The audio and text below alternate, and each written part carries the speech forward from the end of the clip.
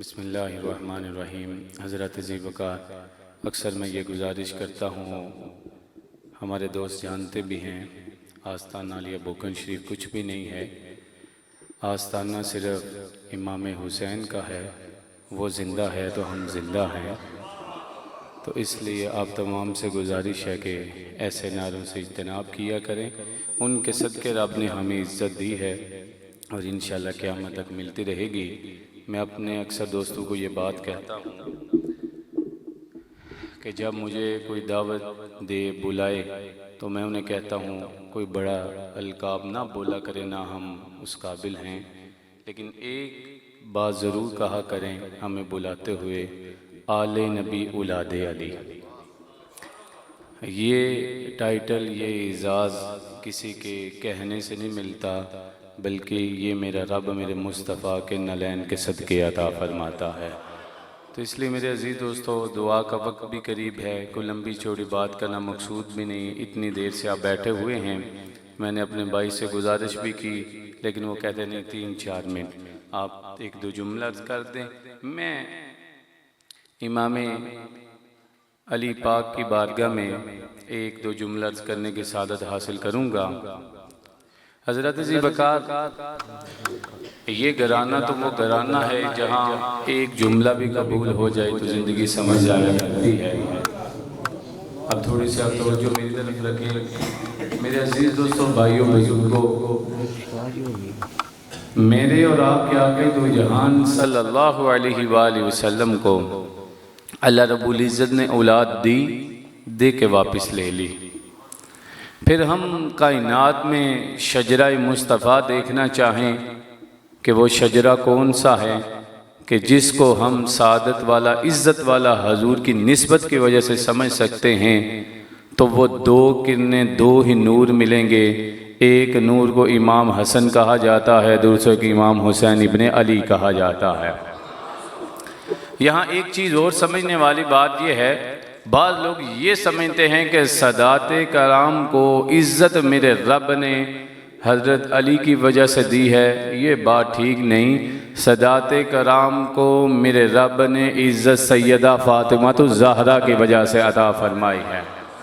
और जनाब अली मुर्तज़ा शेर खुदा करमल्लाहु वजहुल करीम की ज़ात वराउल वरा है ही, लेकिन उन्हें उस दिन रब ने और इज़्ज़त अता फरमाई जब वो सैयदा कायनात को अपने निकाह में कबूल फरमाते हैं।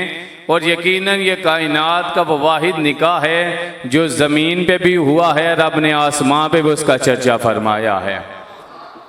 तो अब जब हम इस घराने को देखते हैं, मेरे और आपके आक़ा दो जहान सल्लल्लाहु अलैहि वसल्लम ने फरमाया, 12 हवाले मेरे पास आइमा अहले बैत की निस्बत के साथ मौजूद हैं। ज़्यादा मुझे नहीं पता, 12 मेरे पास मौजूद हैं। मेरे आका ने इरशाद फरमाया, इन्नी तारिकुन फ़ीकुमुस सक़लैन किताबुल्लाहि व इदरती।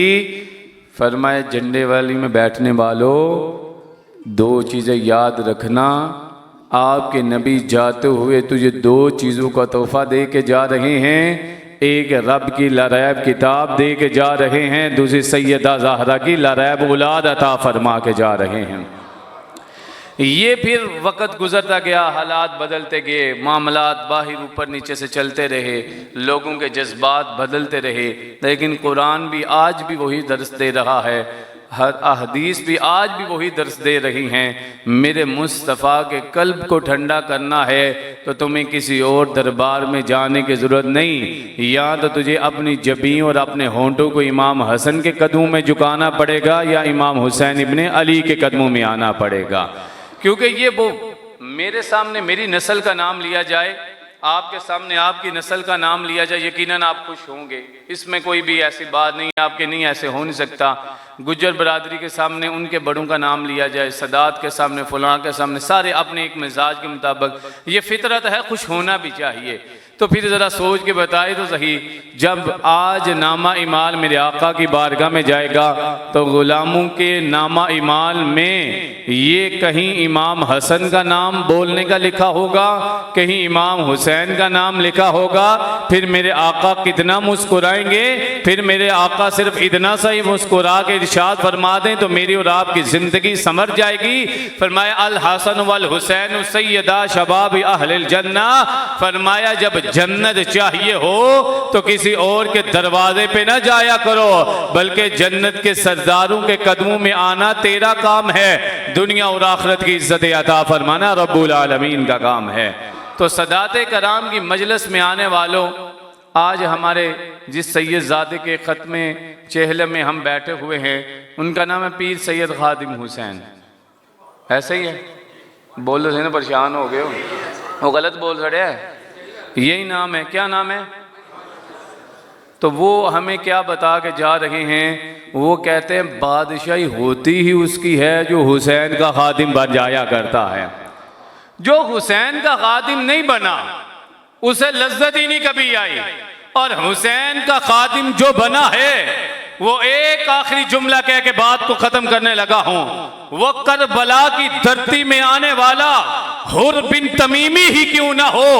आज सैयद अपनी पगड़ी, अपनी दस्तार, अपनी टोपी हुर बिन तमीमी में कदमों पे रखने के लिए तैयार हैं। सारे सदात से पूछेगा ये वजह क्या है, वो तुम्हें ये बताएंगे कि हुर बिन तमीमी में हमारे इमाम को रोका था, रोकने के बाद उसने ऐलान ये किया कि सबसे पहले हजरत हुसैन के नाम पे मैं अपनी जान को कुर्बान करूंगा। जब ये मैं बात सुनता हूं, समझता हूं, परखता हूं, तो बताना ये मकसूद है। चाहे कोई इंसान एक पल के लिए हुसैन का हो जाए, हम अपनी नस्लें उसके कदमों पे कुर्बान कर दिया करते हैं। जो हुसैन की गुलामी को कबूल नहीं करता हम उसे कबूल नहीं करते, और जो हुसैन को कबूल कर लेता है हमारी नस्लें भी उसे कबूल फरमा लिया करती है। अल्लाह रब्बुल इज़्ज़त इस घराने के साथ इश्क करने की तौफीक अता फरमाई। इंशाअल्लाह फिर ज़िंदगी रही बैठेंगे, बात को आगे बढ़ाएंगे। मुझे और आपको हकीकी माना में अहले बैत के साथ गुलामी का इजहार, उनकी सीरत पर अमल करने की तौफीक अता फरमाए। वमा अलैना इल्लल बलागुल मुबीन।